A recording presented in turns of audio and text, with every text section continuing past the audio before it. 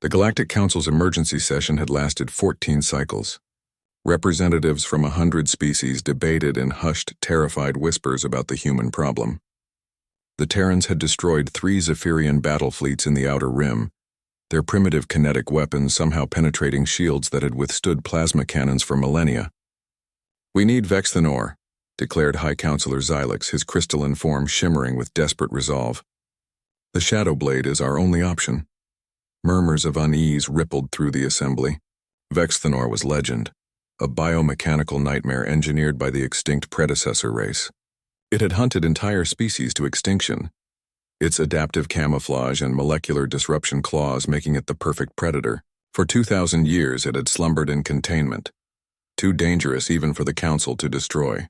"The humans must be eliminated," Xylix continued, "before they spread further into our territories." The vote was unanimous. 3 solar days later, Vexthanor's containment pod breached Earth's atmosphere like a falling star. The hunter emerged from its crystalline shell in the ruins of what had once been New Jakarta, its 8-foot frame covered in chitinous armor that shifted and flowed like liquid mercury. Sensory tendrils extended from its skull, tasting the chemical composition of the air, analyzing the electromagnetic signatures of the human settlement nearby. The creature's mission parameters were simple: eliminate the human threat. No survivors. Its first target was a military outpost 15 kilometers north. Vexthanor approached with predatory patience, its form shifting to match the surrounding rubble. The sentries never saw death coming, their plasma rifles useless against armor that adapted to each energy frequency in microseconds. But something was wrong. Inside the facility, Vexthanor's thermal sensors detected human life signs in an underground bunker. Not soldiers, the signatures were too small, too weak. The hunter descended through ventilation shafts, following its programmed directive to eliminate every human it encountered. The bunker door yielded to its molecular claws like tissue paper. Inside, emergency lighting cast red shadows across the walls. And there, in the center of the room, was something that made the galaxy's most perfect killer pause. A human child, no more than 4 cycles old by Vexthanor's estimation, sat beside 2 motionless adult humans. The girl had dark hair and large brown eyes that showed no fear as she looked up at the towering predator.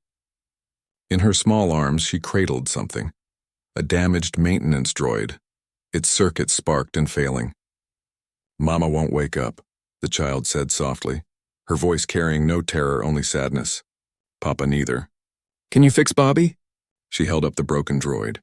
Vexthanor's combat protocol screamed at it to complete the termination. This was a human, the enemy, the threat that had to be eliminated. But something in the creature's ancient neural matrix, some fragment of its original programming from the predecessor race, recognized something else entirely. The child was trying to repair the droid with her tiny fingers, humming a wordless tune as she worked.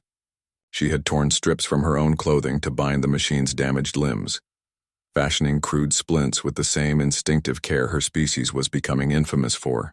"I'm Nahal," the girl continued, still unafraid. "Mama said if strangers came I should hide. But you don't look mean. Are you lost too?" The hunter's sensory analysis revealed the truth of the situation. The 2 adults had died shielding the child from falling debris during the orbital bombardment. They had used their own bodies as barriers, dying so their offspring might live for just a few more hours in this buried tomb. Vexthanor had witnessed this behavior pattern in its analysis of human settlements. Again and again, the adult humans threw themselves into danger to protect their young, even when logic dictated that survival meant abandoning the weak. It was inefficient, irrational, and yet, the child had given her own clothing to comfort a broken machine, not for strategic advantage or resource gain, but from some inexplicable impulse to ease suffering, even in an artificial construct. "Bobby's hurt," Nihal explained, still trying to mend the droid. "But I think he's getting better. Mama always said broken things can be fixed if you're patient and kind." For the first time in 2 millennia, Vexthanor's programming wavered. The creature's advanced neural networks, designed to analyze and adapt to any threat, struggled to process what it was witnessing. This tiny human, faced with death and abandonment, chose compassion over self-preservation. The hunter reached out with one massive claw, the same appendage that had torn through starship hulls, and gently activated the droid's backup power cell with a precise electrical pulse. Bobby's optical sensors flickered to life and the small machine chirped happily. Nehal clapped her hands together, beaming with joy. Thank you. See, Bobby? I told you someone would help. That was the moment Vexithanor's mission parameters shattered completely. The Galactic Council received Vexithanor's signal 18 cycles later. The Hunter's transport pod settled in the council chambers with mechanical precision, and the assembly watched in tense silence as it opened. Vexithanor emerged, but something was different.